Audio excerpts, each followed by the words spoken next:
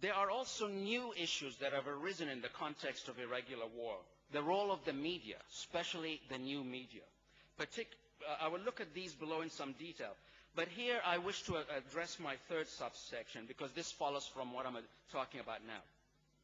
Thirdly, I'm going to briefly discuss the historical evolution of irregular war types and concentrate on the contemporary era, the era of what's known as hybrid warfare.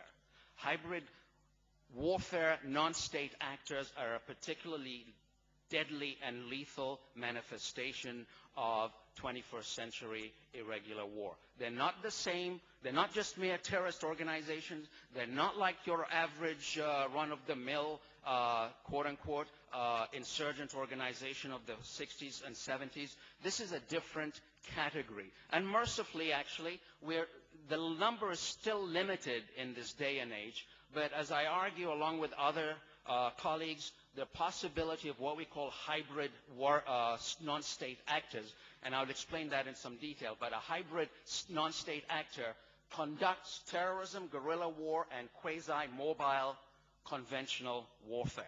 They have this deadly, lethal combination, this trifecta, so to speak, which they do in parallel, not in sequence. In the guerrilla warfare era of Mao's time, Mao and Vo Nguyen Giap of the Vietnamese army essentially recognized the fact that, guerrilla warfare sort of develops dialectically up to a higher level. In fact, what they refer to as mobile warfare. Okay? You can never remain, you should never remain a terrorist or a guerrilla organization. You should develop a sophisticated capability. And this is a dialectical process. In the current environment, lethal non-state actors conduct the three aspects in parallel. And this requires considerable resources. It funds, recruitment, motivation, determination, ruthlessness, and extensive and intensive training. And though the LTTE was at the pinnacle, or what they call the A-team, it still does not match Hezbollah in that capability. It had capabilities that Hezbollah didn't have, but Hezbollah has a rocket capability. So and it has an incredibly well-trained small unit capacity. Now, I would like to also discuss some of the recurring factors that occur. I won't have time to go into the strategic, operational, and tactical lessons for all these conflicts I'm looking at, and you'll get a lot of these tomorrow from the Sri Lankan perspective. But there are certain issues in irregular war that seem to come up time and time again, and every state, ranging from the United States, in whose military I served in Iraq in 2003, you notice states' lack of preparedness at first hand. Why is this so? I just need to pose that question. States, as the French counter-insurgent thinker David Galula said, have everything going for them, even ones facing internal problems. But states are creatures of habit. They oppose one another in the structure of the international system, not non-state actors whose legitimacy they deny from the very outset. No state likes to think that it faces an internal crisis or problem. This goes to the heart of legitimacy. Similarly, no state likes to be faced with the loss of the monopoly of violence. Not surprisingly, almost every case I've looked at, including Sri Lanka, when a state is facing an internal conflict in the opening stages, the opposing side is almost always invariably referred to as bandits, miscreants, criminals, or foreign mercenaries. This is political discourse, but political discourse has the possibility of obstructing effective policy to deal with the problem at hand.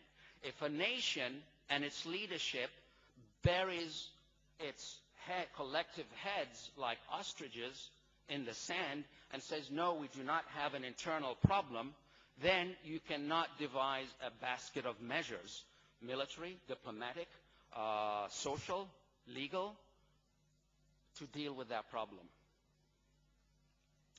Militaries are often reluctant to change too. Most do not like counterinsurgency. The interesting thing is that the impetus for change often always comes from the experiences of the men and women in the field.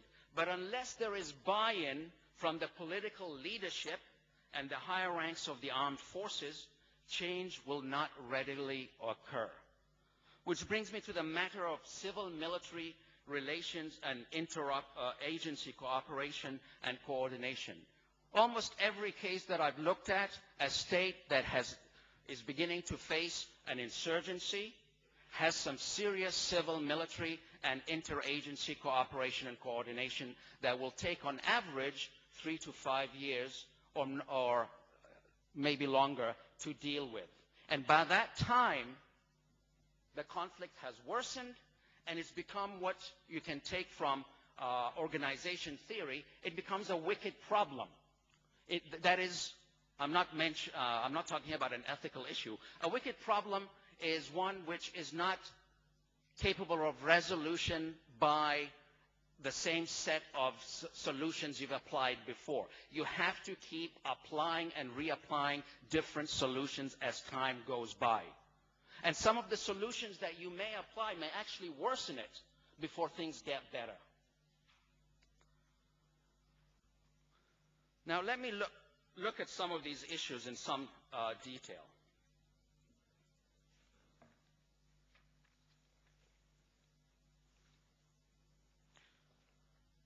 I want to concentrate primarily on the form of warfare that occurred in Sri Lanka and is occurring in the context of the other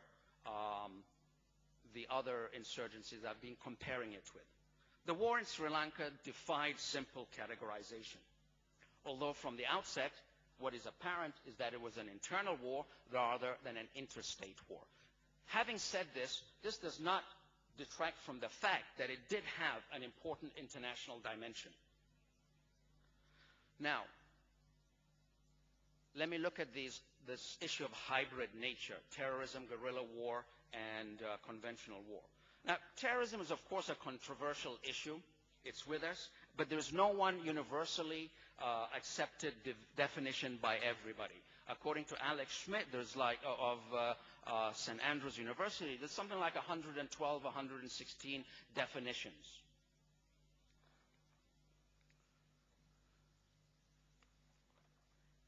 Now, despite the tendency of states the world over to label even large, violent political movements as just mere terrorists, the LTTE transcended the issue of simple terrorism against the state.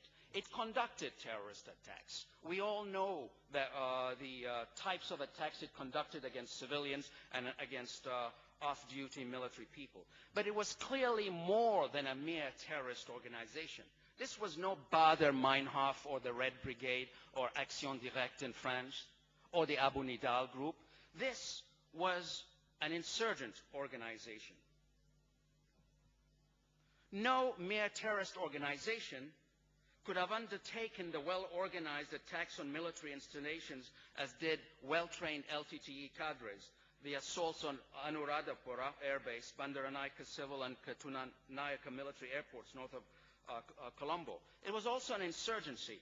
An insurgency, of course, as has been mentioned before, has a long pedigree. Unfortunately, we don't have the historical knowledge, but the Romans waged counterinsurgency campaigns against the Jews, against the Gauls, and the Celt Iberians, with devastating results for the people in question. Again, as with terrorism, there is no one single universal definition of insurgency, and there is a large number of synonyms. Let me just go through some of them. Irregular, partisan, guerrilla, low intensity, military operations other than war. We will never get a universally accepted definition of terrorism. And nor will we succeed, unfortunately, in preventing academics and military officers from inventing terms to characterize irregular war in order to leave a mark on the literature. This is just human nature.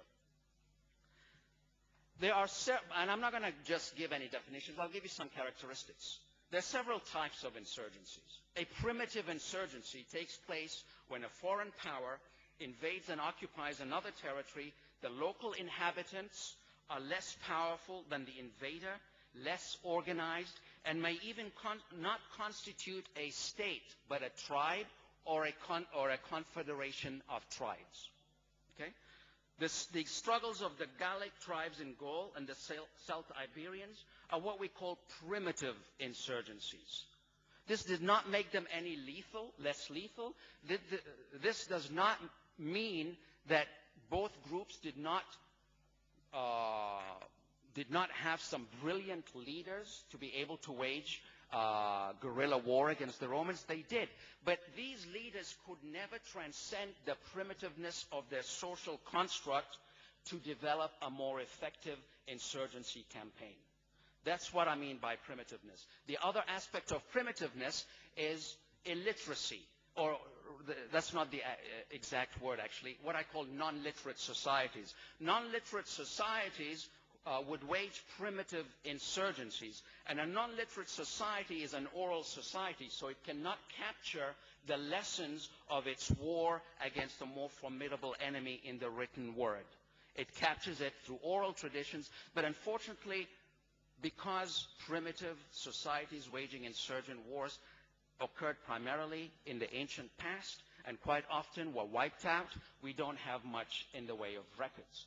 The most significant record existing of ancient primitive insurgency was the one of the Jews against the Romans. And that's because the Jews were a nation with literacy. And so it was captured by Josephus in the Jewish Wars, the book that he wrote. If you want to move on beyond primitiveness into the modern era, we come to what we call the anti-colonial insurgency or war of national liberation that is designed to get rid of a colonial presence in your country. And there are two stages to this. The first stage is what we call the primitive stage, which is when the British and the French would conquer various territories around Africa and Asia, and the immediate response of the indigenous inhabitants was to launch themselves against the invader, often without success, because once again, they're a tribal society, there's tribal rivalry, there's lack of organization, and as the 19th century developed, the gap in military technology was overwhelmingly against the colonized, which is why a British literary critic, Hilaire Belloc of Hungarian descent, coined this interesting little